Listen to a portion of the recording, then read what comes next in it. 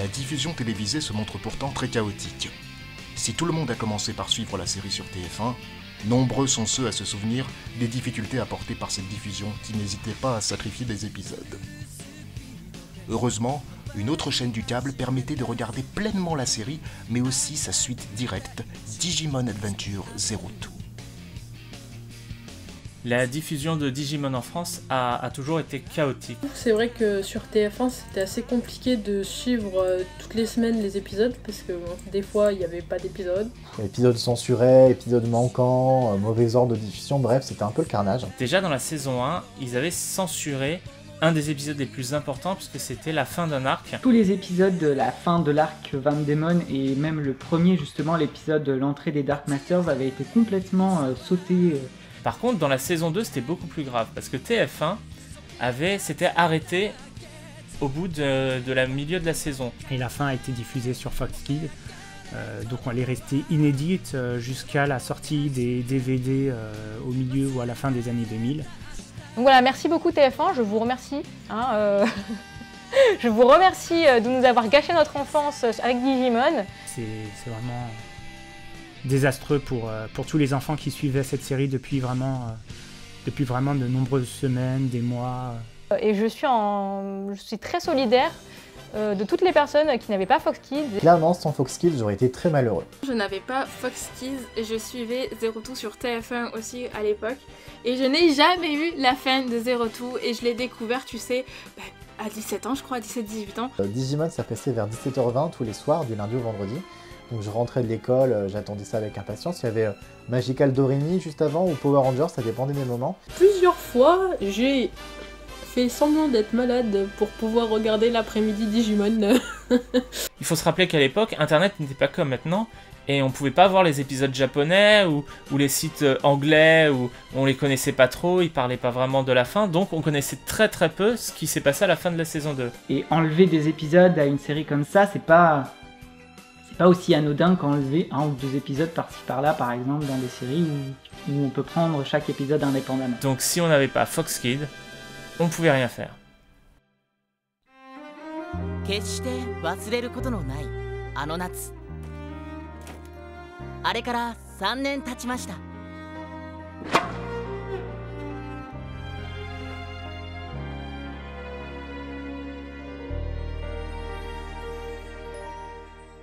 Digimon Zero Two, qui est la suite de Digimon Adventure, pour moi c'est une réelle suite. C'est tout simplement ma saison préférée de tout Digimon. Je suis plutôt fan de la première saison. Zero Two, je l'ai découvert plutôt tardivement. Ah, c'est ma saison préférée. J'ai adoré. J'avais peur un petit peu, je me suis dit, est-ce qu'ils vont réussir à passer la première saison, à faire quelque chose de différent? Donc on a Takeru et Ikari qui ont grandi et qui repartent donc dans le Digimonde avec de nouveaux Digisauveurs. Donc là on suit en fait, j'ai envie de dire une nouvelle histoire, mais quand même on a quand même des anciens personnages qui interviennent souvent dans la série Zero Two. Mettre des nouveaux personnages comme du coup Desuke, Yori, Miyako et puis Ken, j'étais pas convaincu, je me suis dit ouais ok, on fusionne un peu deux traits de caractère pour n'en faire qu'un. On partait de 7 personnages très complets, chacun individuellement, et là on a l'impression qu'on les a un peu fusionnés, entre guillemets, en mettant un seul personnage qui représente deux symboles à la fois. Je trouve que la première partie est très bien gérée. Toute la partie avec l'empereur des Digimon est assez bien gérée. Et en plus de ça, il y a l'histoire qui se focalise vraiment sur les persos principaux sans les éjecter, quoi, sans qu'ils disparaissent pour les anciens persos. Et j'avais peur de ça. Ça m'a tout de suite plu parce que déjà rien que le personnage principal, qui est Daisuke, ou Davis en français, c'est typiquement un des stéréotypes de personnages que j'aime le plus dans l'animation japonaise, même encore aujourd'hui.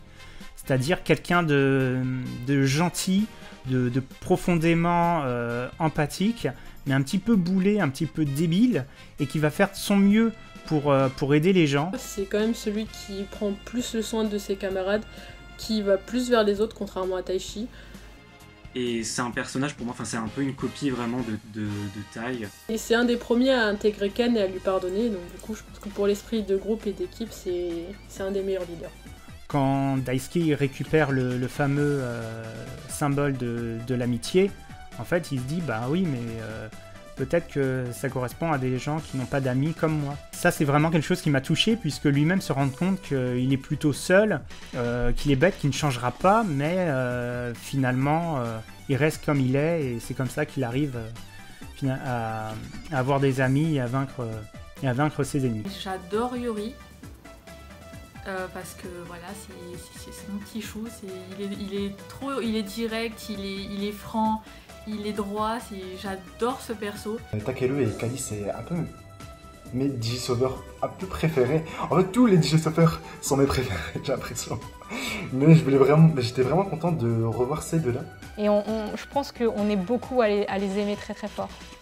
Déjà, Takeru est beaucoup plus âgé, Ikari aussi. TK, la saison 1, il était insupportable, et là dans la saison 2, mais c'est un des meilleurs persos, il est génial TK là. Il est grand, il est mature, il est protecteur. Là c'est un vrai héros là oui. Je trouve que Takeru reprend un petit peu le rôle de son frère en second meneur, on va dire. Et peut-être des fois je le trouve quand même mieux, il a quand même filé une sacrée baffe au Kaiser à Digimon. Je trouvais que particulièrement Ikari était vraiment très très intéressante, et j'aimais beaucoup ce personnage dans la saison 2. C'est fou comment certains personnages me marquent plus que d'autres, mais j'ai adoré le moment où Ikari ne se sent pas bien, tu sais, et elle a des espèces de glitch sur son corps, tu sens qu'elle est en train de basculer dans un autre monde, on ne sait pas si c'est le monde digital ou si c'est un autre monde. J'accroche avec ce personnage-là puisque j'y retrouve moi des aspects de moi finalement que j'ai plus vieille. Et en fait, c'est le symbole de la lumière, donc la lumière est le total opposé des ténèbres. Et elle est attirée par des Digimon ténébreux, entre guillemets, des gens qui lui voulaient pas forcément du bien, et on la voyait basculer dans un autre monde. Tu voyais Takeru qui était pas bien. Enfin voilà, j'ai vraiment adoré. Finalement, c'était un épisode qui était assez creepy pour des enfants, parce que tu vois des yeux rouges, des monstres noirs. T'es vraiment un peu à l'instar du croque-mitaine que tu peux avoir au bout de ton lit qui te regarde avec des yeux rouges, tu vois. Et moi, je faisais beaucoup de cauchemars comme ça à l'époque, où je me battais avec des entités noires dans mes rêves, tu sais, c'était vraiment flippant. Et quand je voyais ces épisodes-là avec Ikari qui avait un petit peu la même problématique que moi, je me disais, mais en fait, on est pareil toutes les deux. Pour moi, il y avait en plus un espèce de duo, on avait envie de les voir ensemble, on avait envie qu'ils se mettent en couple et tout, mais ils étaient très attachés l'un à l'autre. Takeru, vers qui elle était très très très proche à l'époque, on se demandait même s'ils avaient une relation tous les deux ou si c'était un début de romance, on savait pas trop encore. Alors je suis pas fan moi de l'empereur des Digimon, l'arc Ken m'a pas vraiment plu. Je ne supporte pas Ken. J'ai pas besoin de dire pourquoi, je pense. Enfin, ce perso, il a été méchant avec Wormmon. Wormmon, c'est un petit chou à la crème, et il arrêtait pas de le frapper. Et alors oui, il a perdu son frère, etc. Mais c'est pas une raison pour être méchant comme ça. L'histoire, elle est un peu plus sombre, parce que ce personnage a quand même une histoire un petit peu attachante, dans le sens où son frère est décédé, donc du coup, ça l'a un petit peu fait sombrer du côté obscur. Et en plus, c'est un génie, donc on aborde aussi une thématique du génie à qui on met tellement de pression qu'il a besoin d'évacuer et qui se décharge émotionnellement dans le Digimon, là pour le coup. Et du coup, Wormmon, c'est un de mes nouveaux Digimon préférés. Il est trop mignon, et quand il se transforme en Simon, il est trop classe. Cette thématique aussi du génie est développée tout au long de la série, notamment sur la fin, où des jeunes enfants qui subissent aussi une pression de la part de la société, de leurs parents, donc une très bonne image de la société japonaise, qui se font intégrer des graines pour devenir eux-mêmes des génies. La première partie, elle est un peu chiante, je trouve, quand ça explique un peu les nouveaux personnages, avec les Digitama, et puis la Digivolution cuirassée, je trouve ça un peu pourri, désolé. Le système aussi des Armor Shinka que je trouvais novateur, on va dire, parce que c'était une nouvelle façon de se digivolver pour les nouvelles recrues. De nouvelles mécaniques de Digivolution, de nouveaux Digimon, c'est pour moi une des meilleures saisons de Digimon, clairement, avec le meilleur leader. Concernant les fusions, en fin de compte, ce qu'il faut savoir, c'est que ça a été parce que Taichi Yamato avait fait le Gattai avec Omegamon. Du coup, je pense qu'ils ont voulu faire la même chose, mais appelé différemment, parce que là, quand ils font par exemple Stigmon et Exvimon, ça s'appelle Jogress Shinka, si je me trompe pas. Vraiment, ce que je préfère dans la série, c'est Daisuke qui tend la main à l'empereur des Digimon, ou plutôt à Ken, pour le pardonner. L'empereur des Digimon a fait énormément de mal aux pauvres Digimon. Et quand tout le monde s'est rendu compte que c'était Ken, le fameux élève surdoué, beaucoup l'ont rejeté. Et la première personne à l'avoir aidé, c'est vraiment Daisuke. J'avais beaucoup aimé retrouver les anciens personnages, voir qu'est-ce qu'ils étaient devenus. Ça, c'est toujours quelque chose que j'adore dans les séries et tout ça. Les anciens sont un peu des héros pour moi. Genre, comme s'ils ont fait l'ancienne guerre. Et donc maintenant, c'est vraiment des soldats vétérans qui sont là pour sauver s'il y a un gros pépin. Et dans Zero Two, en fait, c'est pas vraiment ça. Ils sont spectateurs. Les nouveaux personnages seront toujours soutenus et accompagnés par 2 anciens. Donc pour Daisuke, c'est Taichi et Yamato. Donc du coup, les 2 vont lui apporter Taichi au niveau du courage notamment et la grosse symbolique de lui céder ses lunettes de leader. Et Yamato aussi va un petit peu l'aiguiller sur l'amitié, l'importance de l'amitié.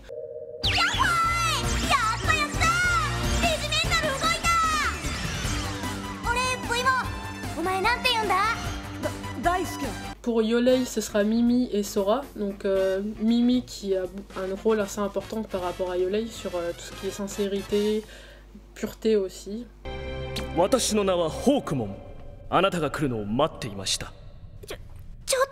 Pour Iori, donc le petit dernier, ce sera Koshiro et Joe, et notamment beaucoup de Joe qui va l'aider à mieux comprendre un petit peu le monde digital, mais aussi ses relations avec ses partenaires, parce qu'il est un petit peu réservé.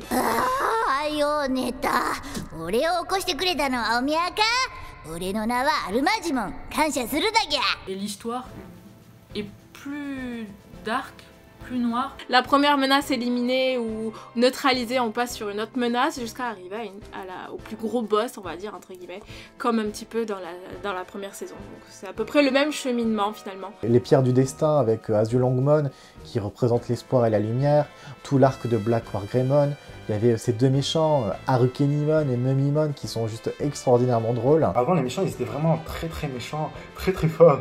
Tandis qu'elle, elle était un peu ridicule. Enfin, elle était un peu comique, surtout la relation qu'elle avait avec son amie qui ressemblait un peu à une momie. Et ouais, je les avais beaucoup aimés, ces 2 méchants. Et puis, on passe dans quelque chose de très sombre avec Oikawa, qui est un humain qui, du coup, est dans le vrai monde.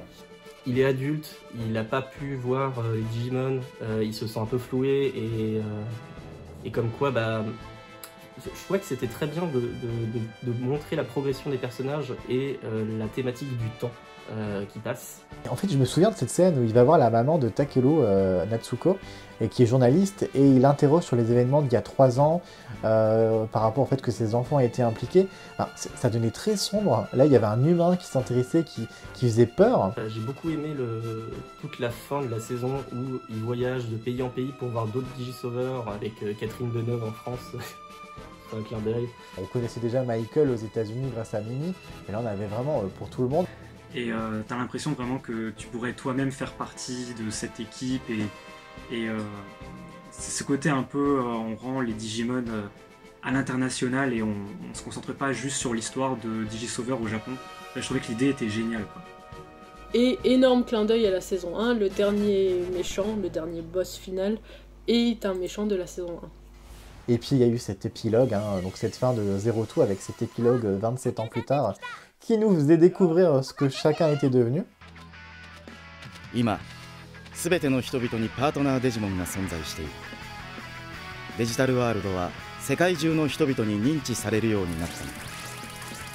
だが、そうなるまでの道のりは平坦ではなかっ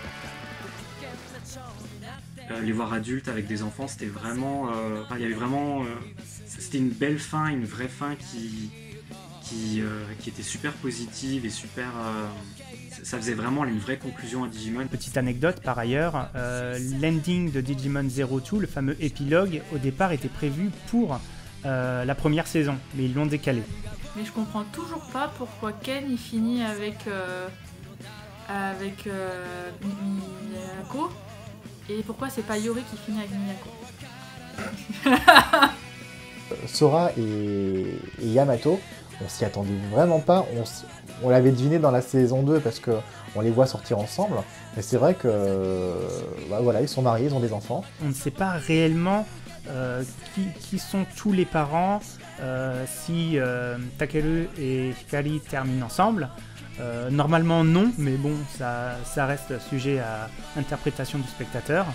Moi, toujours déçu parce que Joe et Mimi, on ne sait pas s'ils finissent ensemble. En tout cas, il y avait des rumeurs parce que le fils de Mimi a la coupe de cheveux de Michael, comme quoi c'était son fils à elle, mais on les voit pas. C'est un peu ouvert, moi dans ma tête, je me dis que Joe et Mimi ont fini ensemble et c'est comme ça. L'épilogue est très très intéressant puisqu'il permet de donner une fin plutôt ouverte à l'aventure sans jamais fermer des portes à de nouvelles aventures qui pourraient se passer durant ce laps de temps.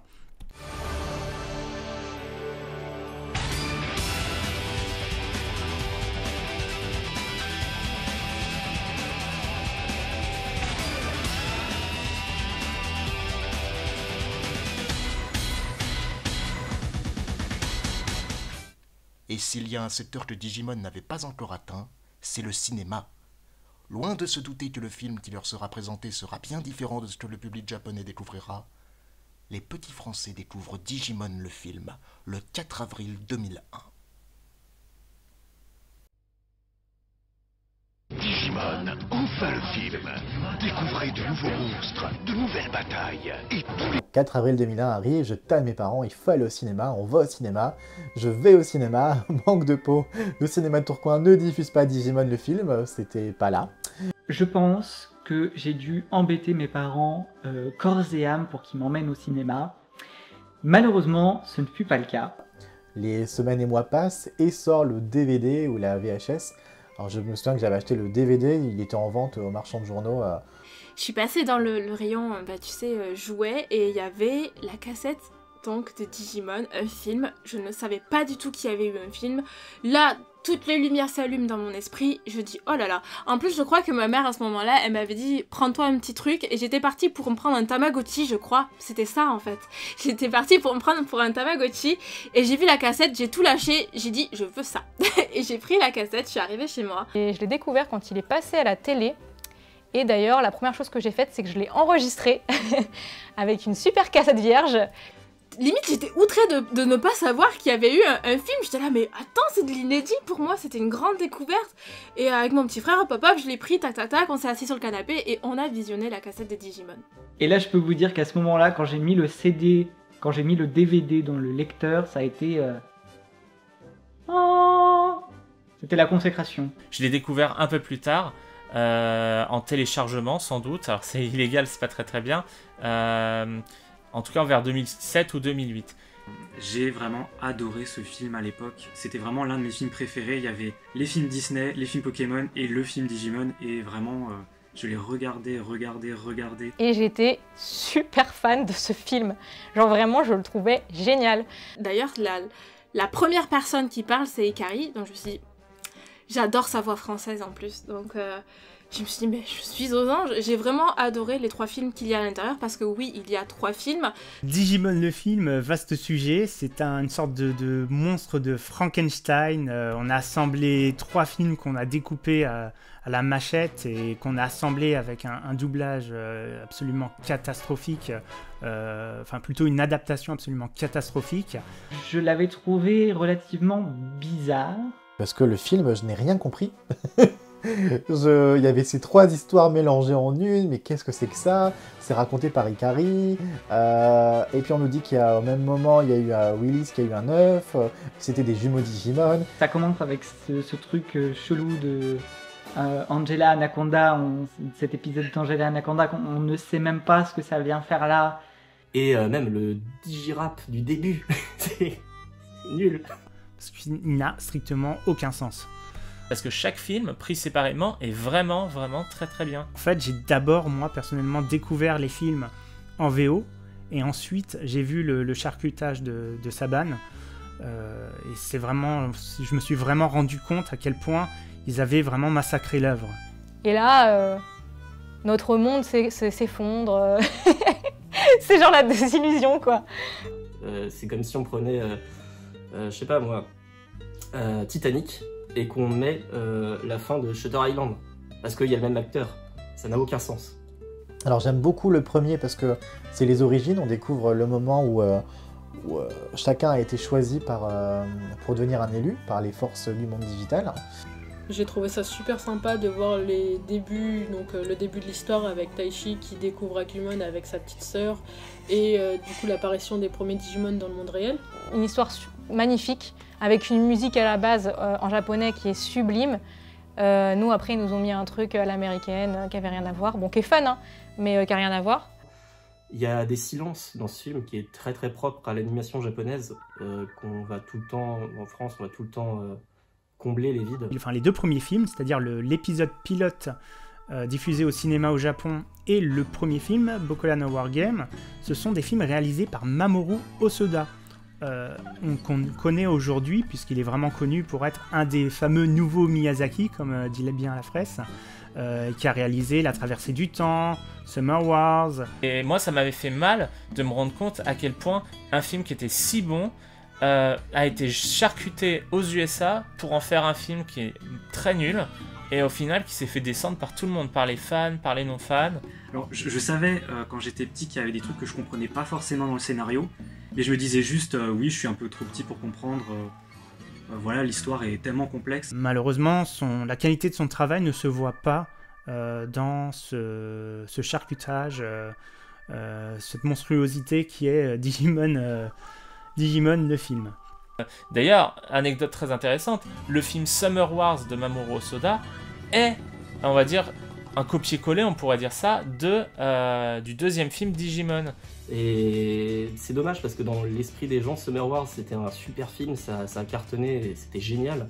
Mais quand on présente le film de Digimon, ah bah non, en fait c'est un plagiat, encore une fois, alors qu'il a été développé avant. C'était une pépite, une merveille, avant-gardiste, malheureusement arrivé beaucoup trop en avance sur son temps pour être salué par la critique. Et le troisième film, ça partait bien. On arrive à New York, donc il y a Takeru et Ikari qui voient Mimi, ils sont à New York, ils se baladent avec elle. Et puis elle disparaît soudainement, tout comme les 5 autres anciens élus. Et ils sont inspirés dans un drôle de monde où ils vont régresser, devenir enfants. Et là, pareil, ce film était très spécial, très sombre, très bizarre. À un moment donné, on a les héros de la saison 2 qui redeviennent bébés, on ne sait pas pourquoi. Évidemment, tout ça c'est expliqué dans le vrai film. Mais c'est vrai que du coup, on tombe sur une histoire avec Willis, etc. qui est un peu décousue. Et c'était vraiment sympathique de les voir dans un autre pays que le Japon, de découvrir d'autres personnages, d'autres Digimon. Alors, ne sachant même pas de base que ce film-là, tu sais, la troisième partie devait durer plus d'1 heure, finalement, je n'ai pas de regrets parce que moi, quand t'aimes quelque chose dans ton enfance, tu peux pas dire putain, oh, franchement c'est nul quand même, tu vois, enfin bof. Non, j'ai toujours ce regard émerveillé que j'avais à l'époque, c'est ça qui est dingue en fait, c'est que ça me fait toujours des étoiles dans les yeux, et puis t'es archi fier quand tu le montres à quelqu'un qui n'a jamais vu le film ou qui ne connaît pas la licence. Donc franchement non, quelque part non, je suis pas déçue. Non, après il y a aussi le quatrième film que j'ai le plus aimé, qu'en France on n'a jamais découvert dans tous les cas, qui est un peu à la suite du film sur Diaboromon, et qui se passe donc après la saison 2, et où le Diaboromon revient avec tous ces petits virus, et là t'as les 12 personnages qui doivent l'affronter. Ce film était assez cool, assez épique. Malgré du coup cette réadaptation par les Américains, c'est resté quand même un film qui m'a tellement marqué, que j'ai adoré, je connaissais toutes les répliques par cœur. Ça reste quand même une bonne chose que ce film soit sorti au cinéma en France. C'est là vraiment la preuve que Digimon fonctionnait très bien à l'époque. Ils ont coupé 1 heure de contenu sur les 3 films. Et c'est là que je me suis rendu compte, ça a été entre guillemets le sommet de l'iceberg.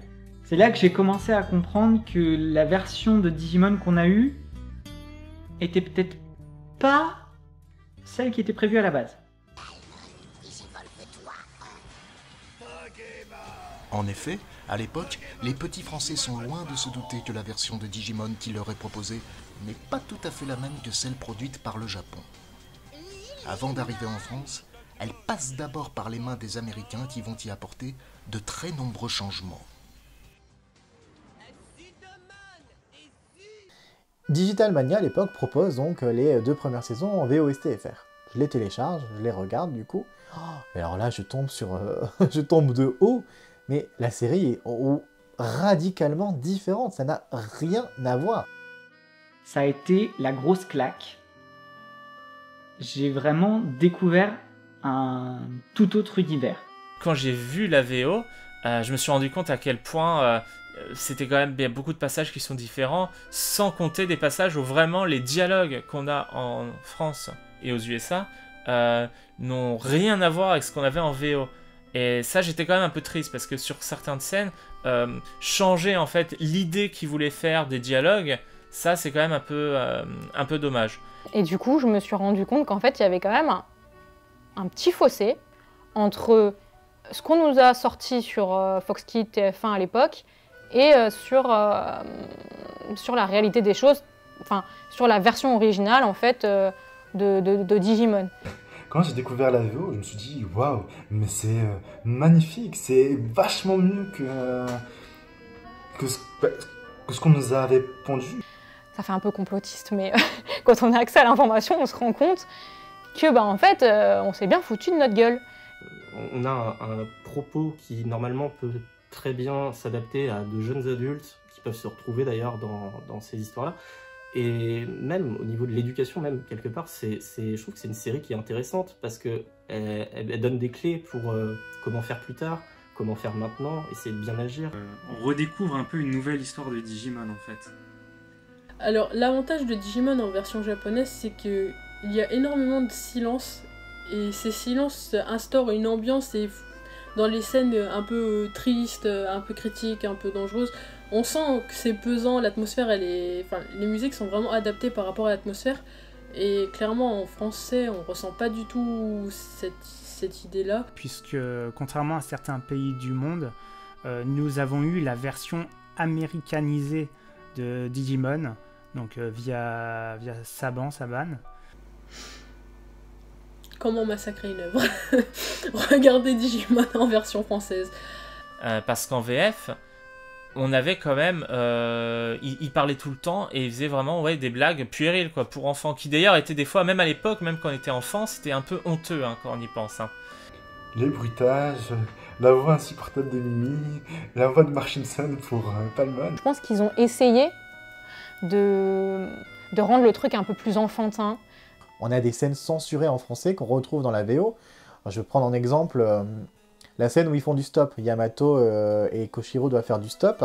Pareil, ça a été censuré parce que à l'époque, en France ou aux États-Unis, on ne devait pas montrer ça. On nous a censuré les scènes de nu quand ils prennent des bains dans l'épisode 8. On voit un peu les fesses des garçons. Pareil, ça, on ne peut pas voir. Ils ont censuré du nu, ils ont censuré de la mort. Ils ont retravaillé les dialogues et ils ont complètement passé à la trappe toutes les musiques de la série. Et du coup, ce que je me suis amusé à faire ensuite, c'est que j'ai regardé toute la série en version originale sous-titrée. Et par moments, quand je voyais certains trucs dans la série, je me disais « Ça, c'est marrant, ça, je m'en souviens pas comme ça. » Je me mettais l'épisode en français à côté. Et c'est là que j'ai commencé à voir le gouffre monumental qu'il y a eu entre la version originale et la version qu'on a eue nous. On se retrouve dans les dialogues avec des incohérences, où t'as Mimi dans l'épisode 10 quand elle se sauve dans le temple parce que Koshiro l'énerve, et elle dit « J'en ai marre, je veux rentrer chez moi, je veux voir mon coiffeur, et je veux voir mon petit frère. » Ok, mais t'as pas de petit frère Mimi, pourquoi tu racontes ça? Et l'épisode qui a été le plus censuré, c'est le fameux épisode 43 avec Pinokimon. L'élément qu'il faut savoir, c'est que ils ont enlevé tellement de choses dans cet épisode 43 que pour que l'épisode soit assez long, ils ont été obligés de modifier les épisodes 41 et 42 avant pour récupérer un peu de matière. Il faut vraiment imaginer un tableau en noir et blanc qu'on repeindrait d'une couleur totalement différente. Même les intentions des personnages ne sont pas du tout les mêmes, puisqu'il y a beaucoup de blagues qui sont rajoutées avec les doubleurs en VF. Dans la version française, Pinokimon est juste ridicule. On a une scène où il joue à cache-cache avec Takelu. En version originale, c'est un cache-cache avec une arme, c'est-à-dire que Takelu doit se cacher, sinon Pinokimon le trouve et en gros lui tire dessus. D'ailleurs, il est même tout content quand il le trouve, il dit je vais commencer par tirer dans les jambes, plutôt que de t'achever tout de suite. Ouh, super fun. En français, du coup, comme il n'y a aucune trace de cette arme, ça nous donne une scène où Pinocchimon arrive face à Takeru et lui dit « Oh, je t'ai trouvé. Je vais te faire disparaître dans une minute, mais d'abord je vais me gratter la jambe. » そんなお姫様じゃなくてミミって呼んだら連れてってあげるミミ俺たちも連れてって下校もちろん Les Américains se sentent obligés d'appuyer à fond les caractères des personnages, c'est-à-dire qu'on se retrouve avec une Mimi qui ne rate pas une seule occasion de faire sa grognasse tout le temps, avec ses commentaires à 2 balles toutes les 15 secondes. Le pire étant, je crois, notamment dans l'épisode 40, où on a un dialogue tout à fait classique pour elle, où genre, à ce moment-là, Wargreymon et Metal Garurumon viennent de se faire battre par Piemon. En version originale, on a Sora qui dit il a réussi à terrasser nos deux Digimon au niveau ultime. Phrase originale de Mimi. Pourtant Piemon aussi, il est au niveau ultime aussi. Sous-entendu, on est 2 contre 1 au niveau ultime, on aurait dû gagner. Alors qu'ils lui ont donné en français, enfin du coup les Américains lui ont donné la superbe phrase de « Il a une façon de s'habiller tout à fait grotesque ». まあ待て、落ち着くんだ。その声はもしかしておいてめえ。 Je trouve que tous les personnages ont été grandement appuyés, on a pas mal de dialogues de Joe qui ont été totalement modifiés, notamment par exemple quand il trouve Andromon. Dans la version originale, il a déjà un élément où il s'appuie énormément, c'est-à-dire que lui, il veut absolument trouver des humains. Il est persuadé qu'il va finir par tomber sur des humains. Quand il arrive face à Andromon, la seule réaction qu'il a, c'est « c'est triste, c'est pas un humain ». Et en français, en tout cas les Américains l'ont changé, il se plaint tout le temps. Qu'est-ce qu'il dit ? Ma mère m'interdit de soulever les choses lourdes. On a pareil eu un changement de personnalité à 180 degrés pour Yamato et Gabumon. Qui, du coup, dans la version originale, leur truc, c'est que justement, ils sont timides. Alors que dans la version américaine, c'est censé être des personnages super cool et tout. D'ailleurs, il est introduit comme ça. Je crois que Taichi lui dit lui il est super cool, visez-moi cette coupe de cheveux et tout. Genre voilà, un des premiers dialogues de Yamato quand il se présente au Digimon, c'est quand même pas d'autographe. Alors que justement, tout son truc dans la version originale, c'est que justement, c'est quelqu'un de timide et de renfermé. Derrière, on avait quand même des excellents doubleurs. On avait Donald Renew, Excitomation, enfin on en avait plein comme ça. On avait que des gens qui ont fait des travaux, qui ont fait des voix mais génialissimes dans plein de projets, dans plein de séries, plein d'animés et tout ça. Et pourtant on se retrouve avec un résultat sur cette VF qui est juste catastrophique. Et je pense vraiment que c'est juste que ça a été fait par-dessus la jambe. Honnêtement, je suis pas trop déçue des voix françaises des personnages. Je trouve que ça passe. Par contre, les Digimon, c'est un festival, quoi. T'as l'impression qu'ils ont pris tous les pires doubleurs du monde, qu'ils ont fait un casting, quel sera le pire doubleur, et puis ils ont dit tiens, toi tu feras tel Digimon, toi tu feras tel Digimon. Alors que dans les versions japonaises, on a vraiment des petites voix adorables, mignonnes, touchantes. Je crois que c'est souvent des femmes d'ailleurs qui font les voix dans la version japonaise. Il y avait très peu de doubleurs pour doubler les personnages et les Digimon. Quand on sait qu'au Japon, ça a été un des plus gros castings parce qu'ils voulaient absolument une voix par personnage, par Digimon, il y avait beaucoup d'amateurs notamment, donc ça a permis de révéler pas mal de talents, notamment du coup pour Gomamon qui fait la seiyuu de Gomamon qui fait après Naruto, donc quand on revoit après Digimon en version originale, on reconnaît les petits cris de Naruto, donc c'est assez rigolo. C'est pour ça qu'il double pas mal de Digimon avec le fameux Ezu qu'on retrouve absolument pas du tout dans la VO. Je suis tombé la dernière fois sur une vidéo YouTube où des Américains se moquaient du doublage français, notamment sur l'épisode 41, où on a le combat, c'est Scorpiomon contre Zudomon. vous écoutez ce passage-là avec l'évolution de Zudomon, l'évolution de Lilymon et le combat contre Scorpiomon, c'est irregardable. On peut pas regarder un truc pareil sérieusement. C'est impossible. Et quand j'ai vu les BGM comme Butterfly ou même Braveheart, franchement, ces musiques-là, encore aujourd'hui, elles m'ont plus marqué, ces musiques-là, que les musiques de l'époque. Il y a tout un univers autour de ça. Donc on parle bien sûr des génériques, les génériques de début, les openings, les génériques de fin, les endings, mais également les insert songs, des musiques qu'on entend en plein milieu des épisodes. J'ai découvert même d'ailleurs récemment qu'en fait les musiques qui sont utilisées du coup dans la version américaine de Digimon, parce que nous on a eu du coup une adaptation de cette version américaine, les musiques qui sont utilisées dans cette version américaine n'ont même pas été composées pour Digimon. Il y a une grande partie des musiques de Digimon qui ont été, qui existaient déjà auparavant et le compositeur les a juste réutilisées telles quelles dans la série. D'ailleurs, l'épisode où Mimi chante, là on découvre qu'en fait, Mimi chante une vraie chanson qui est l'ending de sa doubleuse, Aima Eda, qui est doubleuse de Mimi et chanteuse. Et c'est différent. Je trouve que Digimon est une des séries qui a le plus subi le charcutage à l'arrivée en France, aux États-Unis puis en France. C'est pour ça que j'invite tous les fans de Digimon à découvrir la version originale qui est complètement différente avec une musique de qualité et surtout un doublage beaucoup plus sérieux, même si ça reste un dessin animé pour enfants et de divertissement. Je pense que l'adaptation américaine, en tout cas, a vraiment grandement nui à la non-réussite de Digimon. Je reste intimement convaincu, et c'est peut-être pas vrai, mais personnellement j'ai vraiment cette impression-là, que si Digimon était arrivé vraiment tel que les Japonais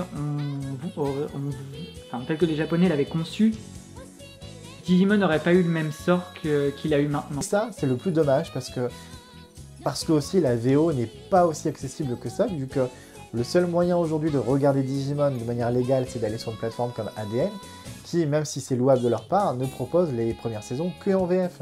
Et on leur a demandé, et la VO n'est pas du tout prévue pour le moment. Donc, pour découvrir Digimon dans sa vraie, dans sa véritable essence, de la vraie manière, on est obligé de se retourner sur des sites un peu moins légaux pour accéder à des fansubs.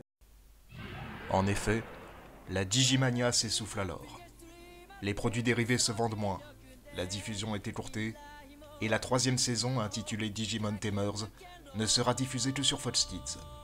Et TF1 arrêtera même la commercialisation de ses VHS et DVD au milieu de la série.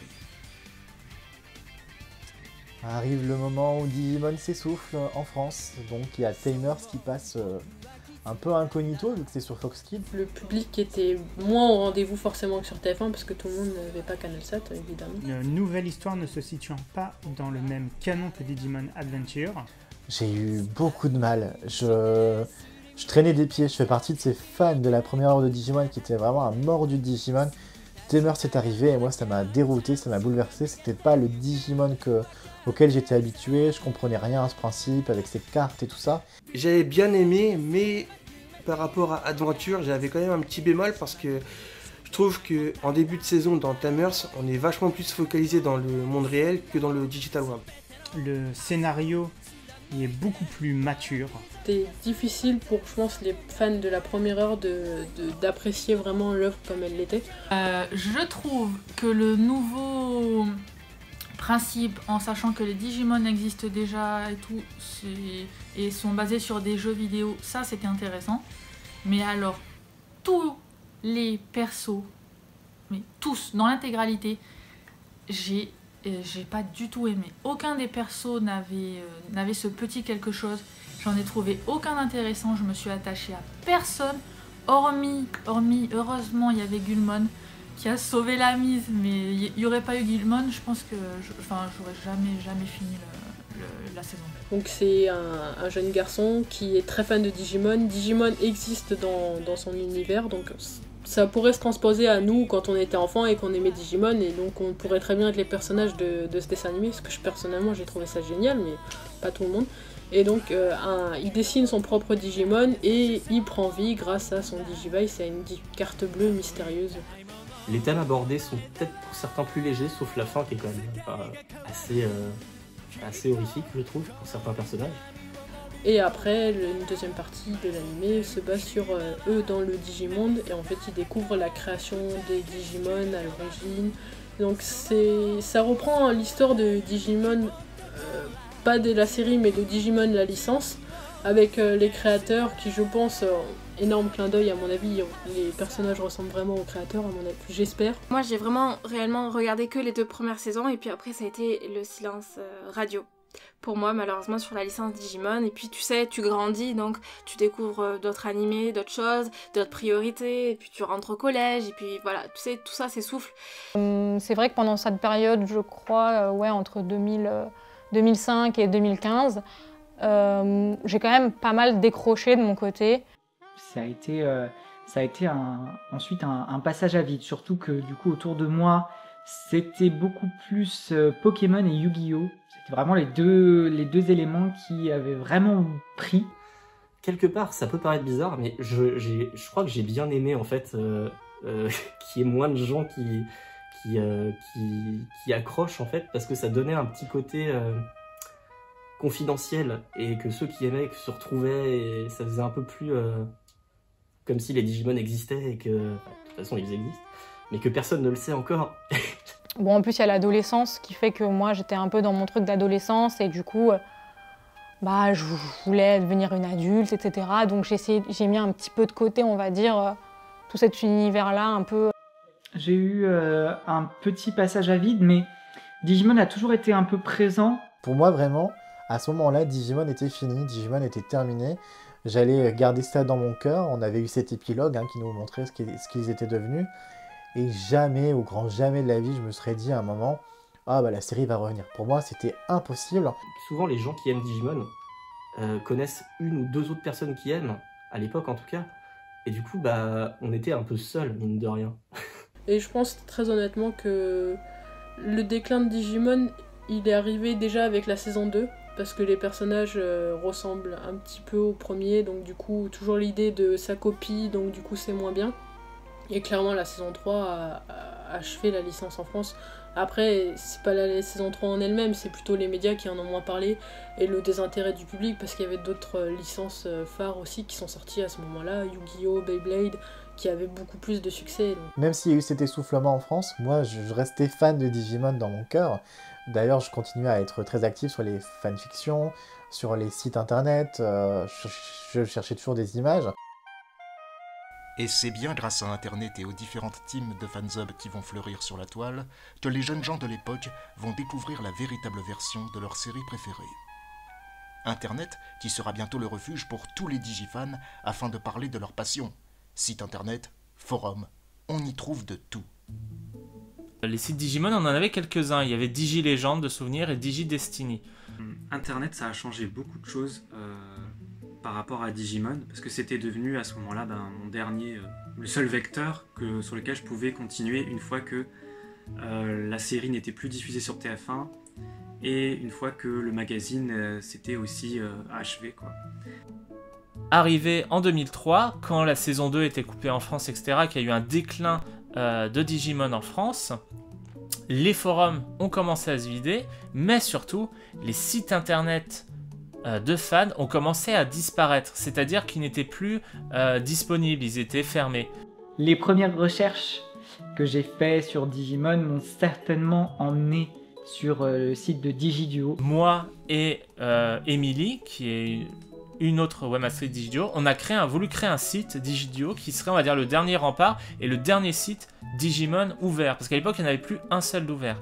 Et à cette époque, on avait voulu créer un site uniquement pour rassembler les fans, donc centré autour d'un forum, qui était donc le forum de Digiduo. Ça, c'était en 2004 et 2005. Pour moi, c'était des dieux, ils dirigeaient la Digiduo, qui était le site de la communauté Digimon en France, qui est là depuis plus de 15 ans. Et je pensais pas en faire des amis. Je travaille depuis 2004 sur le site. Et je fais actuellement principalement les news, je travaille sur le Twitter, je mets à jour le site et je suis surtout spécialisé sur la musique puisque j'adore l'anisong Digimon qui est vraiment ma passion principale. Et pendant longtemps, pendant 2005, pendant 2 ou 3 ans, Digiduo était quand même assez connu. On avait beaucoup de monde sur le forum, on avait un peu de publicité et on remplissait beaucoup les pages. Et finalement, on a commencé rapidement à créer nous-mêmes notre propre design, à faire encore beaucoup plus de fiches, de sites, et à travailler constamment, quasiment tous les soirs, sur un seul et même ordinateur, puisque nous n'en avions qu'un seul à l'époque. Et tout a commencé à décliner. C'est vrai qu'on a commencé à laisser tomber le site à partir de 2007-2008. Et c'est justement parce que je suis devenu moi-même professionnel et je gagne de l'argent que j'ai repris vraiment le site en prenant un nom de domaine que je paye chaque mois, un serveur que je paye chaque mois. Et maintenant que je suis en fait développeur web professionnel, je sais réellement comment tenir le site web. Et c'est à cette époque où on s'est dit on va remettre le site que Digimon Tree, en tout cas, avait été annoncé au Japon. Donc on va dire enfin des news Digimon intéressantes. Et c'est là où on s'est dit bah finalement on va remettre le site, on va refaire des news et on s'est mis à retravailler dessus. Et en dehors de ça, c'est vrai qu'on s'est fait quand même une solide réputation et quand aujourd'hui on se rend compte, plus de 10 ans après, qu'il y a beaucoup de gens, dont la personne qui est en train de m'interviewer en ce moment, qui apprécie beaucoup ce site, ça fait vraiment chaud au cœur. J'ai vraiment retrouvé des anciens camarades de forum, des gens que je croisais il y a plus de 10 ans, maintenant avec qui je discute un peu plus intensément. Et c'est avec le Digiduo, on va dire deuxième version, qui est celle qu'on a actuellement, où on s'est mis à faire des dossiers très complets sur Wadakoji, sur une étude sur les âges dans Digimon, enfin on a plein des dossiers, d'ailleurs faudra, si vous voulez aller voir, allez-y. Et on essayait vraiment de la qualité en recoupant des sources, ce qui était difficile avant, mais maintenant on peut recouper des sources avec des sites américains, des sites japonais, et ce qui permet d'avoir, on va dire, de la qualité en matière d'études sur des sujets Digimon. Ils ont fait un boulot de malade sur Digiduo. Et ce site est vraiment la référence, je trouve, en France, qui permet de retrouver le maximum d'informations vérifiées et fiables sur Digimon. J'avais proposé mes services sur la Digital Mania, parce que j'avais rencontré du coup Ware, qui est un super type. Je découvrais à l'époque les fanarts, et les fanarts c'était excellent parce que on vivait tous nos couples préférés par intermittence entre guillemets, et c'est vrai que bon, moi je cherchais beaucoup de Joe et Mimi et j'ai découvert le yaoi Digimon avec des couples comme Teichi et Yamato, et c'est vrai que j'ai passé des heures à chercher des images via DeviantArt ou ensuite Pixel, etc. Je crois que c'était un 1er avril, Pokémon Trash a fait une blague comme quoi ils allaient changer leur nom pour devenir Digimon Trash. Et moi, en tant que déjà grande fan de Digimon à cette époque-là, j'ai commenté. Mais ça serait trop bien si on avait une page Digimon Trash, etc. Avec Adrien, qui est donc celui qui avait fait la publication sur Pokémon Trash, on a lancé Digimon Trash, on a été rejoint par Franck. Certaines de nos publications sont sérieuses, avec des vraies infos. Enfin, il y a toujours des vraies infos, mais d'autres sont un peu plus décalées, avec de l'humour un peu adulte, etc. Donc, Et depuis, en fait, finalement, ça fait vraiment plaisir de voir tous les gens qui peuvent s'abonner, partager, parler sur Digimon Trash Talk. Et on a créé aussi donc un groupe de discussion qui est un peu plus récent, qui s'appelle Digimon Trash Talk. Et en fait, en gros, je crois qu'on n'est pas énorme encore sur ce groupe, on doit être un peu moins de 400. Mais il est quand même plutôt actif, donc ça fait plaisir. Finalement, c'est pour moi comme si c'était le magazine d'époque qui fédérait en fait, mais aujourd'hui en plus accessible, plus direct et plus rapide. Et on s'est rendu compte qu'il y avait en fait quand même encore pas mal de fans de Digimon. Il y a quelques youtubeurs, donc je pense à Tifalia, à Thomasverse ou même à Vega Urek qui vont un peu parler de Digimon, notamment avec le reboot.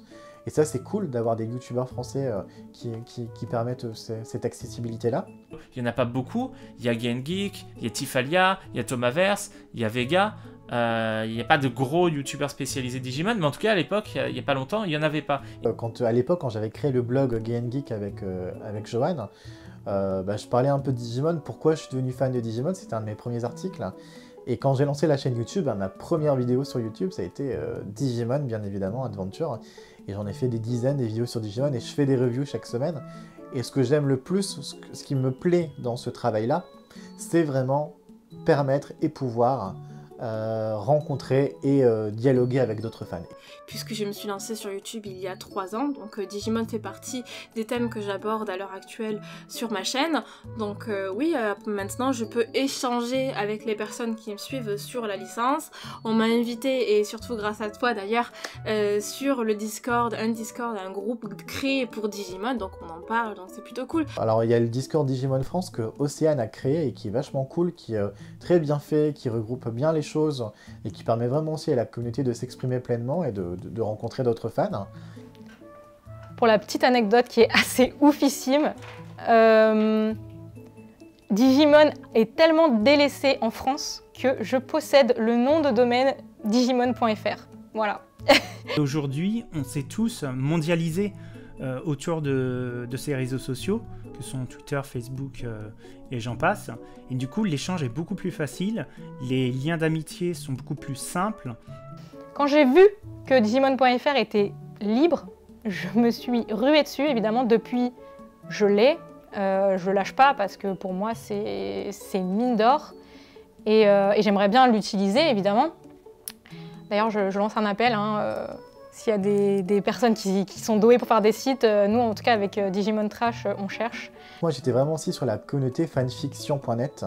J'écrivais sous le pseudo Aluné de très nombreuses fanfictions Digimon et j'en lisais aussi énormément. Alors en France, on en avait très peu.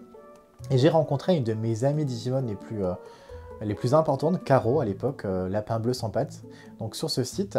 Et à quel point Digimon est fédérateur, je me suis fait une vraie amitié avec Caroline à l'époque, grâce à Fanfiction. Donc on se lisait nos propres fanfics, on a collaboré pour créer le profil Kaal, afin d'écrire des fanfictions ensemble. Et on a fini par se rencontrer, elle habitait à Grenoble et moi à Lille, donc elle était venue en vacances chez moi alors qu'on ne s'était jamais vu ni David Adam. Et puis ensuite moi j'allais beaucoup chez elle, dans sa famille, et c'est vrai que Digimon a créé des amitiés. En 2005, Digiduo prend la relève sur Internet afin d'être la source francophone des Digifans qui sont toujours présents. Et les teams de Fansub continuent de proposer les nouvelles saisons de Digimon, car outre-Atlantique, la licence est loin de s'arrêter.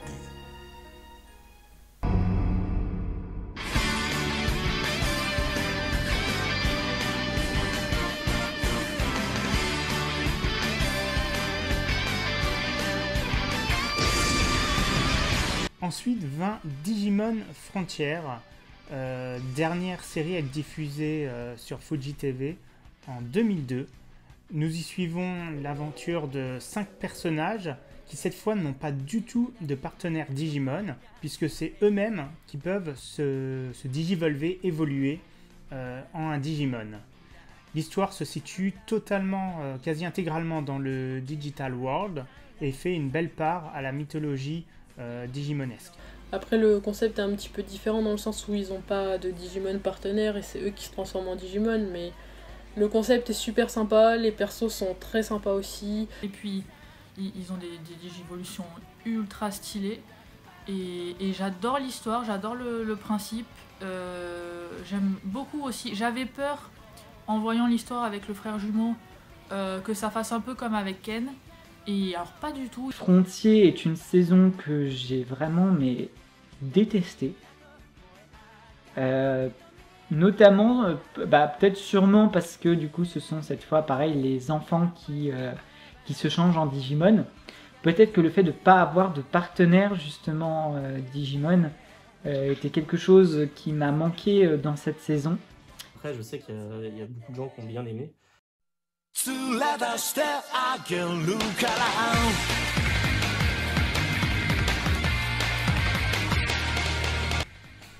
4 années plus tard, vint Digimon Savers, une série qui n'a pas du tout été créée par le même staff que les 4 premières saisons.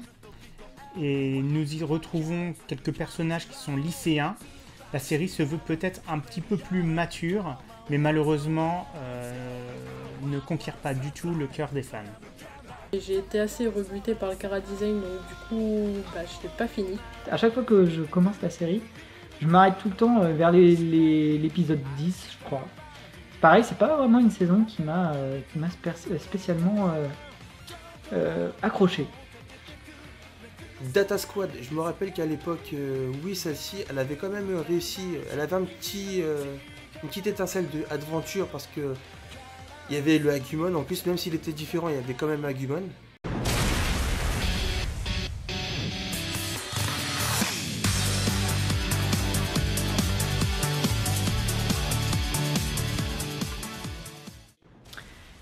Cross Wars, du coup, c'est la saison avec laquelle je suis retombé dans Digimon. Et j'ai vraiment, paradoxalement, beaucoup accroché à Cross Wars. Un peu plus tard, nous avons la série Digimon Cross Wars, qui est diffusée au Japon. Et cette fois, fait surtout belle part au Digimon et au combat de Digimon plutôt que son scénario. La série est suivie principalement par les enfants fans de Digimon. N'essaye plus réellement de conquérir un nouveau public.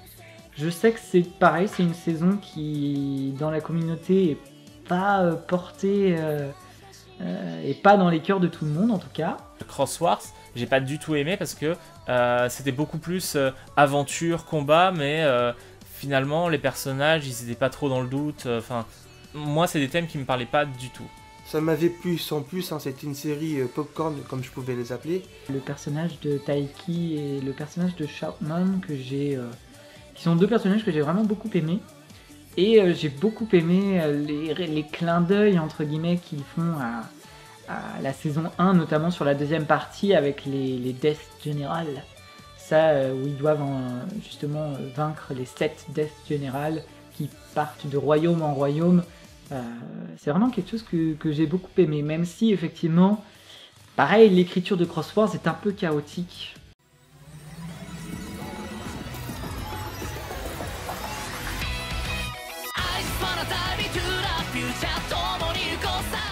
Et après j'ai regardé Appmon quand c'est sorti parce que ça avait remonté, la hype Digimon avait un petit peu remonté avec Tri. Donc du coup j'ai regardé Appmon et j'ai vraiment beaucoup apprécié. J'ai trouvé ça très frais, nouveau, novateur aussi. Donc du coup j'ai vraiment bien apprécié. Et je conseille aussi de la regarder. Par exemple Appmon, tout ça, je suis pas très fan. Je sais que je vais me faire taper dessus par certains de chez Digimon Trash qui sont très fans de Appmon. Mais moi Appmon j'ai un peu de mal parce que pour le coup je trouve que c'est très loin du premier univers Digimon et je reste assez accrochée à tout ce qui est un peu nostalgie, tout ce qui colle un peu au premier Digimon. Oh, j'ai lancé un épisode, oh mon dieu, j'ai pas pu finir l'épisode. J'ai été si déçue, je me suis dit, oh il est où mon Digimon d'avant, mon Digimon des années 90-2000 où il partait dans des mondes. Là j'ai vu en fait un mix entre Yu-Gi-Oh! Yu-Gi-Oh! Et Pokémon quoi. J'ai vu des espèces de disco bras, on mettait des cartes, nana, je dis oh là, qu'est-ce qu'ils m'ont fait? Qu'est-ce qu'ils m'ont fait à ma licence? J'ai dit, et là ça a été rédhibitoire, j'ai dit allez hop, j'ai changé de chaîne, j'ai dit non, les prochaines saisons de Digimon, enfin du moins les autres histoires qu'il y a, ne seront pas pour moi. Et enfin, arrive une annonce qui aura surpris tous les fans de la première heure qui continuent d'avoir un fort attachement à la licence Digimon, et notamment ses 2 premières saisons. Pour fêter le 15e anniversaire de Digimon, une nouvelle série va voir le jour, Digimon Adventure 3.